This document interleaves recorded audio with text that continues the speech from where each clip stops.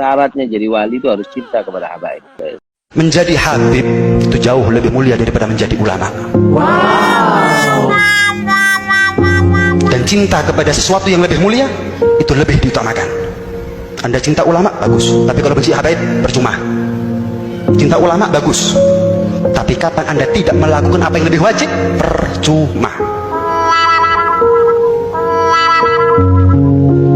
Contoh, Anda cinta sama Habib Muhammad. Jelas Anda cinta. Tapi karena apa? Apa nunggu Habib Muhammad jadi ulama baru Anda cinta? Berarti kalau ada Habib bukan ulama, Anda nggak cinta. Anda cinta kepada habaib karena Habibnya ulama bukan ulama, sepuh atau masih muda kalau perlu anak kecil, kaya melarat, soleh wali atau bukan, tapi dia Habib titik. Cukup dia sebagai manusia yang terpilih menjadi cucu Rasulullah SAW, kita wajib cinta sama dia.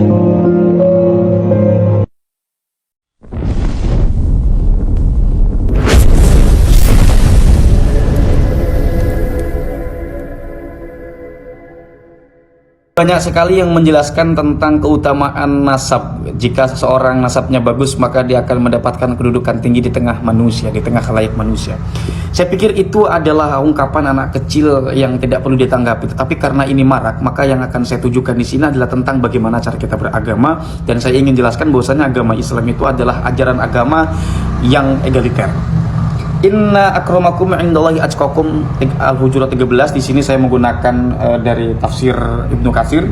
Di sini dijelaskan innama tatafadhaluna indallahi ta'ala bittaqwa la bil ahsabi. Jadi keunggulan kalian menurut Allah itu bittaqwa, dengan ketakwaan, la bil ahsab, bukan dengan kedudukan. Ya, nasab itulah termasuk daripada kedudukan itu.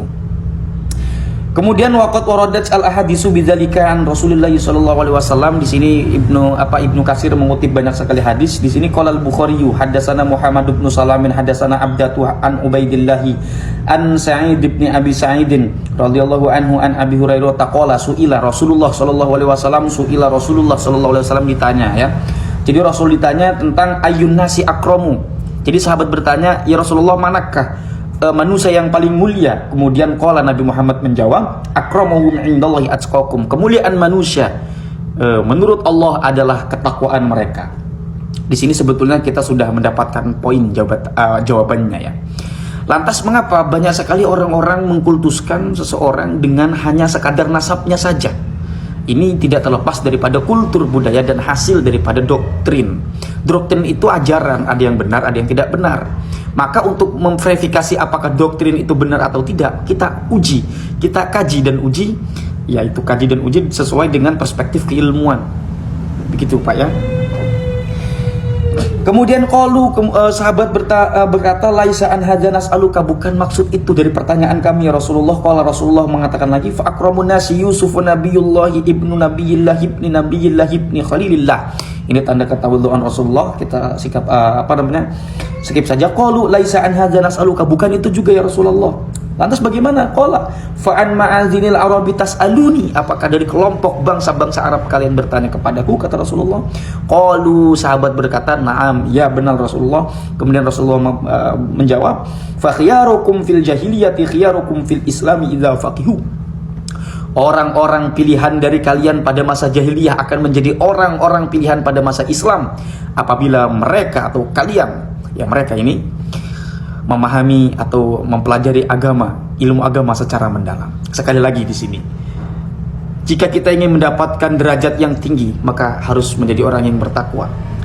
Atau mendapatkan kemuliaan harus bertakwa. Dan jika kita ingin mendapatkan derajat yang tinggi, turunan Sayyidina Ali, turunan Sayyidina Husain, itu haplogrupnya hasilnya J1. Kalau dia bukan orang Arab, orang Sumeria, haplogrupnya J0. Kalau dia orang Kaukasus, orang-orang Kaukasus, Armenia, Rusia, Ya'juj Ma'juj di sana doh, maka hasil haplogrupnya G. Google lah, itu haplogrupnya orang-orang Khazar, Yahudi Khazar.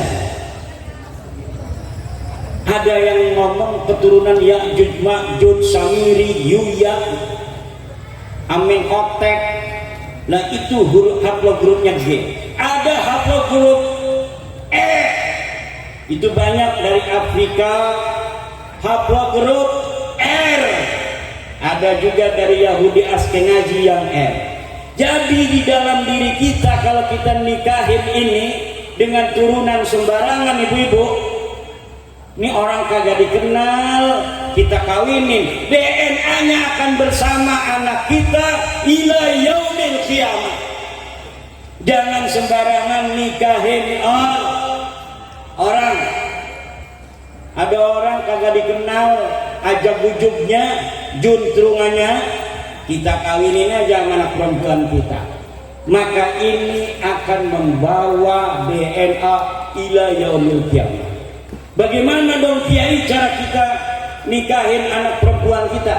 Nikahin dengan orang yang sudah ketahuan solehnya.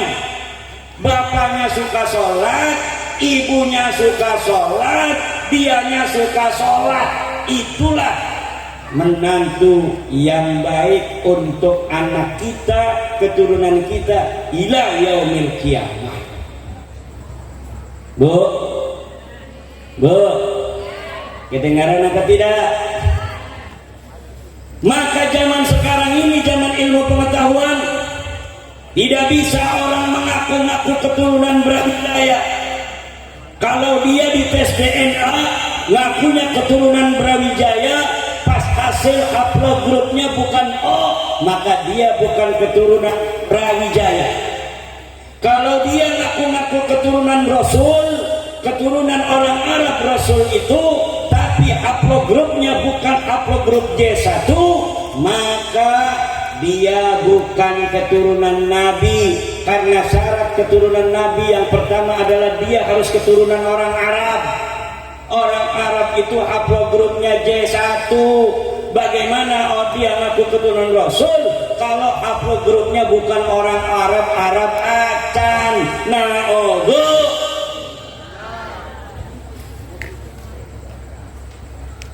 DNA Nabi kemana? DNA dia kemana?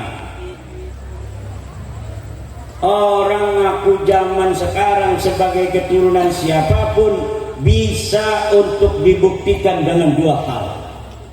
Pertama, silsilahnya harus sesuai dengan Al-Kutubul Mu'tabarah fi kulli jailin, harus sesuai dengan kitab-kitab Mu'tabarah fi ilmin nasabi fi kulli jailin, dalam setiap generasi. Sekarang ini generasi keturunan Nabi Muhammad dari jalur Sultan Maulana Hasanuddin Banten hari ini 404139. Itu lengkap turunan Sunan Gunung Jati sampai ke Rasulullah melalui Musa Al-Kadzim. Hari ini yang ada itu urutannya yang ke-41 4039. Dari Sunan Giri melalui jalur Syekh Abdul Qadir Jailani juga sama. Hari ini yang